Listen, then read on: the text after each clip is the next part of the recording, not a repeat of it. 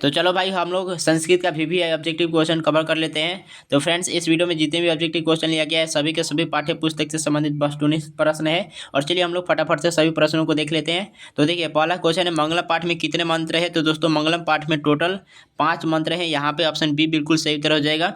बढ़ते हैं अगले प्रश्न की तरफ। तो अगला प्रश्न है, सत्य का मुंह किस पात्र से ढका हुआ है? तो दोस्तों सत्य का मुंह हिरणमय पात्र से ढका हुआ है। ठीक है, यहाँ पे ए ऑप्शन बिल्कुल सही उत्तर हो जाएगा। चलिए देखते हैं प्रश्न संख्या 3, वेदाहम्यतम पुरुषम महानतम विदेयनाय मंत्र किस उपनिषद से लिया गया है? तो दोस्तों ये जो है ना, ये श्वेताश्वर उपनिषद से लिया गया है। ठीक है, तो सही उत्तर हो जाएगा बी, ऑप्शन बी यहाँ पे सही उत्तर हो जाएगा। चलिए प्रश्न संख्या 4 देखिए, मेगा स्थानीय पटना किस समय आया था? तो दोस्तों किस समय आया था बताइए? तो ये आया था चंद्रगुप्त मौर्य के समय में। ठीक है, तो ऑप्शन सी यहाँ पे सही उत्तर हो जाएगा। प्रश्न संख्या 5 देखिए, काफ़ी महत्वपूर्ण प्रश्न है। पाटल पुष्पों की पुतली का रचना के आधार पर पटना का कौन सा नाम है?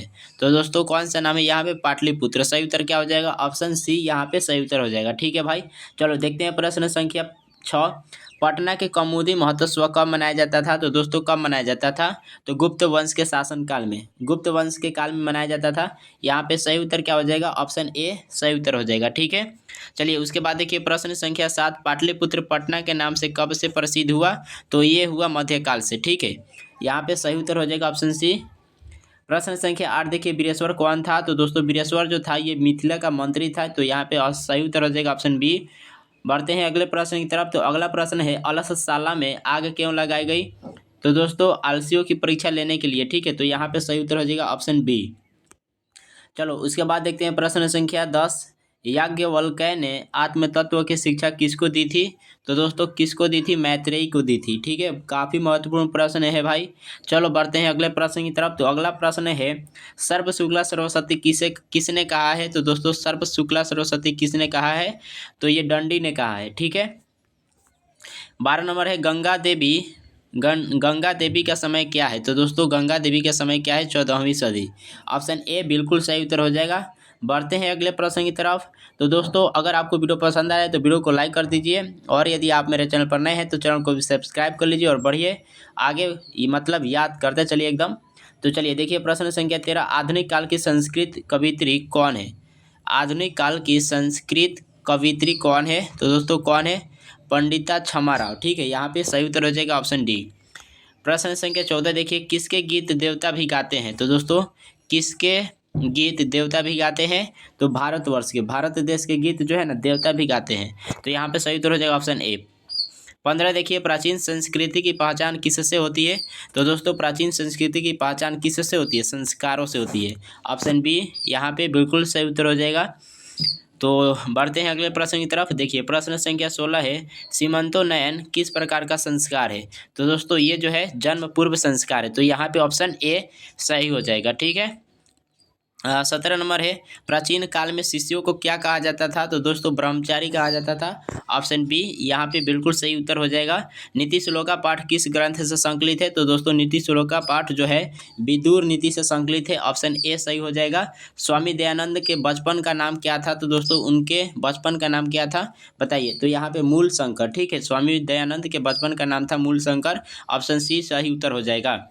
20 नंबर देखिए, मंदाकिनी वर्णम पाठ के कवि कौन है? तो दोस्तों मंदाकिनी वर्णम पाठ के कवि कौन है? तो वाल्मीकि है। यहाँ पे सही उत्तर हो जाएगा ऑप्शन सी।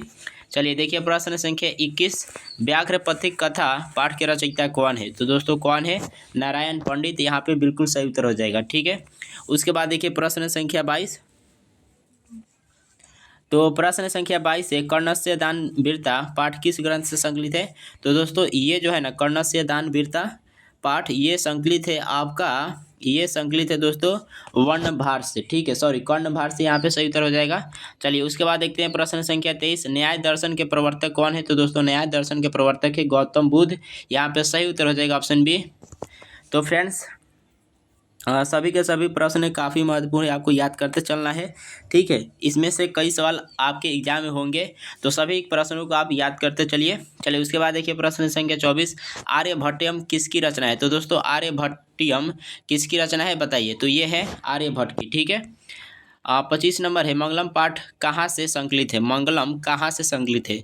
तो दोस्तों ये कहाँ से संकलित है? उपनिषद से। ठीक है, उसके बाद देखिए प्रश्न संख्या 26, अरुणयान महतो डैश महिमान महात्मा, ये कहाँ से दोस्तों, ये मंत्र कहाँ से संग्रहित है? तो दोस्तों ये जो है ना, ये संग्रहित है आपका ऑप्शन बी। यहाँ पे देख रहे हैं उत्तर दिया है ऑप्शन, उत्तर दिया है बी, तो यहाँ पे सही उत्तर हो जाएगा ऑप्शन बी, कठोपनिषद से। ठीक है, देखो अरुणयान महतो डैश महिमात्मना, ये मंत्र किस उपनिषद से संग्रहित है? तो कठोपनिषद से, यहाँ पे सही उत्तर हो जाएगा ऑप्शन बी। चलिए बढ़ते हैं अगले प्रश्न की तरफ। तो अगला प्रश्न है, नदियाँ नाम और रूप को छोड़कर किस में मिलती है? तो दोस्तों कहाँ मिल जाती है? समुद्र में। ऑप्शन ए बिल्कुल सही उत्तर हो जाएगा। 28 नंबर देखिए, महान से भी महान क्या है? तो दोस्तों महान से भी महान क्या है? आत्मा है। और सूक्ष्म से भी सूक्ष्म क्या है?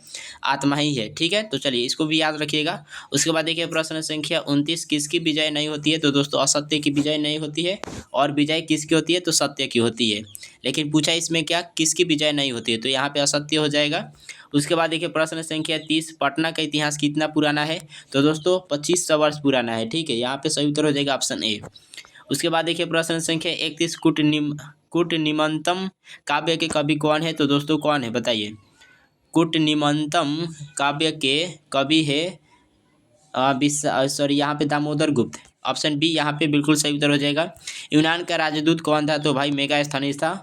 ऑप्शन सी बिल्कुल सही उत्तर हो जाएगा। राजशेखर की रचना कौन सी है? तो दोस्तों राजशेखर की रचना है काव्य मीमांसा। ऑप्शन ए यहाँ पे बिल्कुल सही उत्तर हो जाएगा। चलिए बढ़ते हैं अगले प्रश्न की तरफ। प्रश्न संख्या 34 देखिए, कौमुदी महोत्सव किस ऋतु में मनाया जाता था? तो शरद ऋतु में मनाया जाता था। यहाँ पे डी बिल्कुल सही उत्तर हो जाएगा। 35 नंबर है, पटना नगर की पालिका देवी कौन है? तो दोस्तों पटन देवी यहाँ पे सही हो जाएगा। सही है, ऑप्शन सी भी यहाँ पर बिल्कुल सही उत्तर हो जाएगा। उसके बाद देखिए प्रश्न संख्या 36, अलस कथा के रचयिता कौन है? तो दोस्तों अलस कथा के रचयिता कौन है? विद्यापति है। ठीक है, ऑप्शन बी सही हो जाएगा। चलिए उसके बाद देखिए प्रश्न संख्या 37, असलसाला में आग लगाने का भी कितने लोग नहीं भागे? देखिए अलससाला, यहाँ पे अलस होना चाहिए। अलससाला में आग लगाने पर भी कितने लोग नहीं भागे? तो दोस्तों कितने लोग नहीं भागे? 4 लोग नहीं भागे। ठीक है, चलिए उसके बाद देखिए प्रश्न संख्या 38, संसार में बच्चों का सच्चा रक्षक कौन है? संसार में बच्चों का सच्चा रक्षक कौन है? तो बताइए कौन होते हैं? तो ये माता होती है। ठीक है, तो यहाँ पे सही उत्तर हो जाएगा ऑप्शन ए। ऋग्वेद में कितनी मंत्र दर्शनवती ऋषिकाओं का उल्लेख है? तो दोस्तों 24। ठीक है, 24, तो यहाँ पे चतुर्विंशति हो जाएगा। ऑप्शन बी बिल्कुल सही उत्तर हो जाएगा। याज्ञवल्क्य की पत्नी कौन थी? तो दोस्तों याज्ञवल्क्य की पत्नी कौन थी? मैत्रेयी थी। ऑप्शन ए सही हो जाएगा। ठीक है, 41 नंबर देखिए, महाभारत में किस लेखिका का उल्लेख मिलता है? तो दोस्तों महाभारत में किस लेखिका का उल्लेख मिलता है बताइए? तो सुलभ का। यहाँ पे 70 सॉरी सही उत्तर हो जाएगा ऑप्शन सी। चलिए उसके बाद देखिए 42 नंबर, वर्तमान काल की संस्कृत लेखिका कौन है? तो दोस्तों वर्तमान काल की संस्कृत लेखिका कौन है? मिथिलेश कुमारी मिश्र। ऑप्शन ए बिल्कुल सॉरी ऑप्शन सी यहाँ पे बिल्कुल सही उत्तर हो जाएगा। ठीक है भाई, चलिए बढ़ते हैं अगले प्रश्न की तरफ। तो अगला प्रश्न है, भारत महिमा पाठ का द्वितीय श्लोक किस पुराण से संकलित है? तो भारत महिमा पाठ का द्वितीय श्लोक किस पुराण से संकलित है? तो ये है भागवत पुराण से। ठीक है, उसके बाद देखिए जन्म पूर्व संस्कार कितने हैं? तो दोस्तों जन्म पूर्व संस्कार कितने हैं? 3 है। ठीक है, उसके बाद देखिए सप्तपदी क्रिया किस संस्कार में संपन्न की जाती है? तो ये की जाती है विवाह संस्कार में। ठीक है, उसके बाद देखिए प्रश्न संख्या 46, विदुर नीति किस ग्रंथ का अंश विशेष है? तो ये है दोस्तों महाभारत का। ठीक है, ऑप्शन बी बिल्कुल सही उत्तर हो जाएगा। बढ़ते हैं अगले प्रश्न की तरफ। तो अगला प्रश्न है, धर्म की रक्षा किससे होती है? तो दोस्तों धर्म की रक्षा किससे होती है बताइए? धर्म की रक्षा सत्य से होती है। आप जानते हैं ना, सत्येन रक्षते धर्मो, यानी सत्य से धर्म की रक्षा होती है। तो यहाँ पे ऑप्शन ए बिल्कुल सही उत्तर हो जाएगा। ठीक है, उसके बाद देखिए प्रश्न संख्या 48, मंदाकिनी वर्णम पाठ रामायण के किस कांड से संग्रहित है? तो दोस्तों ये जो है ना, ये अयोध्या कांड से संग्रहित है। ऑप्शन बी बिल्कुल सही उत्तर हो जाएगा। ठीक है, उसके बाद देखो अरो अड़यान का यानी अणु से भी अणु कौन होता है? तो ये आत्मा होता है। तो यहाँ पे सही उत्तर क्या हो जाएगा? ऑप्शन बी बिल्कुल सही उत्तर हो जाएगा। उसके बाद देखिए पाटलिपुत्रम कस्या तटे स्थित, पाटलिपुत्रम कस्या तटे अस्थित, यानी पाटलिपुत्र के तट पर कौन अवस्थित है बताइए? तो गंगा। ठीक है, यहाँ पे देखिए पाटलिपुत्रम कस्या तटे स्थित, यानी पाटलिपुत्र किस तट पर स्थित है? तो गंगा के तट पर। यहाँ पे सही उत्तर हो जाएगा ऑप्शन डी। चलिए उसके बाद देखिए प्रश्न संख्या 51, कस्य शासकस्य काले पाटलिपुत्र नगरस्य शोभा रक्षा व्यवस्था च अति उत्कृष्ट आसीत्। कहने का मतलब है कि किसके किस शासक के शासनकाल में पाटलिपुत्र नगर का शोभा और रक्षा व्यवस्था उत्कृष्ट था। तो दोस्तों किसके शासनकाल में था? तो चंद्रगुप्त मौर्य के शासनकाल में। तो यहाँ पे हो जाएगा चंद्रगुप्त मौर्य से। चलिए बढ़ते हैं अगले प्रश्न की तरफ। मिथिलायाम मंत्री का मैंने मिथिला का मंत्री कौन है? तो दोस्तों मिथिला का मंत्री कौन था बताइए? तो वीरेश्वर। यहाँ पे सही उत्तर हो जाएगा ऑप्शन सी। उसके बाद देखिए प्रश्न संख्या 53, आधुनिक संस्कृत लेखिकाओं में कौन प्रसिद्ध है? तो दोस्तों आधुनिक संस्कृत लेखिकाओं में कौन प्रसिद्ध है बताइए? तो मिथिलेश कुमारी मिश्र, क्षमा राव। देखिए यहाँ पे क्षमा राव हो जाएगा, ठीक है। उसके बाद देखिए प्रश्न संख्या 54, संस्कृत साहित्य लेखिका में सर्व शुक्ला सरस्वती किसे कहा गया है? तो बताओ सर्व शुक्ला सरस्वती किसे कहा गया है? तो विजयांका को कहा गया है। यहाँ पे ऑप्शन ए बिल्कुल सही उत्तर हो जाएगा। भारत की शोभा से कौन प्रसन्न होते हैं? तो दोस्तों भारत की शोभा से कौन प्रसन्न होते हैं? ईश्वर प्रसन्न होते हैं। ऑप्शन ए यहाँ पे बिल्कुल सही उत्तर हो जाएगा, ठीक है। उसके बाद देखिए कस्य महिमा सर्वत्र गीयते। तो दोस्तों किसकी महिमा सभी जगह गाई जाती है? तो भारत की। भारत से यहाँ पे बिल्कुल सही उत्तर हो जाएगा ऑप्शन बी। देखिए उसके बाद प्रश्न संख्या 57, कति संस्कारा भवन्ति, मतलब कितने संस्कार होते हैं? तो दोस्तों कितने संस्कार होते हैं? 16 संस्कार होते हैं। तो यहाँ पे 16 हो जाएगा, ऑप्शन सी बिल्कुल सही उत्तर हो जाएगा, ठीक है। याद रखेंगे कितने संस्कार होते हैं, टोटल संस्कारों की संख्या 16 है। चलिए उसके बाद देखिए प्रश्न संख्या 58, अंत्येष्टि संस्कार कदा भवति, मतलब अंत्येष्टि संस्कार किस में होता है बताइए? अंत्येष्टि संस्कार किस में होता है बताइए? तो ये दोस्तों कहाँ कब होता है? देखिए अंत्येष्टि संस्कार कदा भवति, अंत्येष्टि संस्कार कब होता है? तो ये होता है दोस्तों मरणोपरांत, यानी मरने के बाद। तो यहाँ पे क्या हो जाएगा? मरणानंतरम। यहाँ पे ऑप्शन ए बिल्कुल सही उत्तर हो जाएगा। उसके बाद देखिए विदुर नीते संकलितः पाठस्य नाम किम अस्ति। कहने का मतलब है कि विदुर नीते संकलित पाठस्य नाम किम अस्ति, मतलब विदुर नीति से संकलित पाठ कौन है?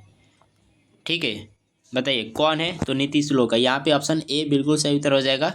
उसके बाद देखिए प्रश्न संख्या 60, राम प्रवेश रामस्य ग्रामस्य नाम किम आसीत्। कहने का मतलब राम प्रवेश के ग्राम का नाम क्या था? तो दोस्तों क्या था बताइए? तो उनके गांव का नाम था भिखन टोला। ऑप्शन सी यहाँ पे सही उत्तर हो जाएगा। उसके बाद देखिए स्वामी दयानंद कह आसीत्। स्वामी कहने का मतलब स्वामी दयानंद कौन थे? तो दोस्तों स्वामी दयानंद कौन थे? समाज सुधारक थे। देखिए समाज सुधारक थे, ठीक है। तो ऑप्शन डी यहाँ पे सही उत्तर हो जाएगा। उसके बाद देखिए सूर्य पुत्र कह आसित, सूर्य का पुत्र कौन था? तो दोस्तों सूर्य का पुत्र था कर्ण। यहाँ पे ऑप्शन बी बिल्कुल सही उत्तर हो जाएगा। उसके बाद देखिए बैरण्यकस्य समनम असंभवम। कहने का मतलब देखिए बैरण्यकस्य समनम असंभवम। तो यहाँ पे सही उत्तर हो जाएगा ऑप्शन बी, ठीक है। याद रखेंगे आप लोग। उसके बाद है देखिए प्रश्न संख्या 64, का बिना ज्ञानम भार। का बिना ज्ञानम भार मतलब किसके बिना ज्ञान भार स्वरूप है? तो बताइए किसके बिना? क्रिया के बिना, ठीक है। उसके बाद देखिए प्रश्न संख्या 65, सांख्य दर्शनस्य प्रवर्तक क आसीत्, मतलब सांख्य दर्शन के प्रवर्तक कौन था? तो दोस्तों कौन था सांख्य दर्शन के प्रवर्तक कौन था बताइए? तो यहाँ पे ऑप्शन बी सही हो जाएगा, कपिल, ठीक है। उसके बाद देखिए काल पर्यातः का क्षयम भवति। तो इसका सही उत्तर हो जाएगा ऑप्शन ए शिक्षा, ठीक है। यहाँ पे शिक्षा बिल्कुल सही उत्तर हो जाएगा। चलिए उसके बाद देखते हैं व्यार्गपथिक कथा किस ग्रंथ से उदित है? बताइए व्यार्गपथिक कथा किस ग्रंथ से उदित है? तो ये उदित है आपका ऑप्शन ए, यहाँ पे बिल्कुल सही हो जाएगा हितोपदेश, ठीक है। हितोपदेश यहाँ पे सही उत्तर हो जाएगा। व्यार्गपथिक कथा किस ग्रंथ से उदित है? तो यह है हितोपदेश से, ठीक है। ऑप्शन ए यहाँ पे बिल्कुल सही उत्तर हो जाएगा। उसके बाद देखिए प्रश्न संख्या 68, उद्योगी पुरुष के पास कौन आ जाती है? तो दोस्तों उद्योगी पुरुष के पास कौन आ जाती है? लक्ष्मी आ जाती है। ऑप्शन बी यहाँ पे बिल्कुल सही है भाई। चलिए बढ़ते हैं अगले प्रश्न की तरफ। तो अगला प्रश्न है नीतिकार आलस को क्या मानते थे? बताइए नीतिकार आलस को क्या मानते थे? शत्रु मानते थे। ऑप्शन बी सही हो जाएगा, ठीक है। की जयम प्राप्नोति, मतलब किसकी जय होती है? तो दोस्तों किसकी जय होती है? सत्य की होती है। यहाँ पे ए यहाँ पे सही उत्तर हो जाएगा, ठीक है।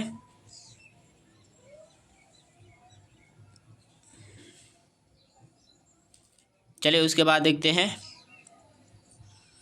स्यंदमाना नद कुत्र मिलन्ति, मतलब नदियाँ कहाँ मिलती है, तो समुद्र में मिलती है। ठीक है, यहाँ पे सही उत्तर हो जाएगा ऑप्शन सी। ठीक है भाई।